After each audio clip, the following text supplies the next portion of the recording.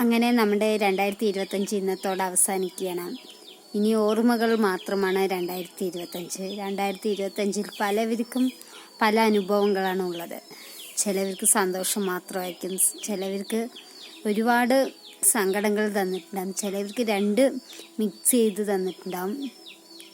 അപ്പോൾ എൻ്റെ അനുഭവത്തിൽ എനിക്ക് പറയണേ, ഇപ്പോൾ 2025 വലിയ ഗുണങ്ങളൊന്നുമില്ലാത്ത ഒരു വർഷമായിരുന്നു. മിക്കതും സങ്കടങ്ങൾ മാത്രമായിരുന്നു. 2025 കുറച്ച് ഉണ്ടായിട്ട് അങ്ങനെ തന്നെയായിരുന്നു. അപ്പോൾ ഇനി നാളെ മുതൽ, അതായത് ഇന്ന് അർദ്ധരാത്രി മുതൽ 2026 സ്റ്റാർട്ട് ചെയ്യണം. അപ്പോൾ എല്ലാവർക്കും ഹൃദയം നിറഞ്ഞ എൻ്റെയും എൻ്റെ ചാനൽ ഋത്വിക പാർക്കുട്ടി എന്ന ചാനലിൻ്റെയും എൻ്റെ കുടുംബത്തിൻ്റെയും പുതുവത്സരാശംസകൾ നേരുന്നു.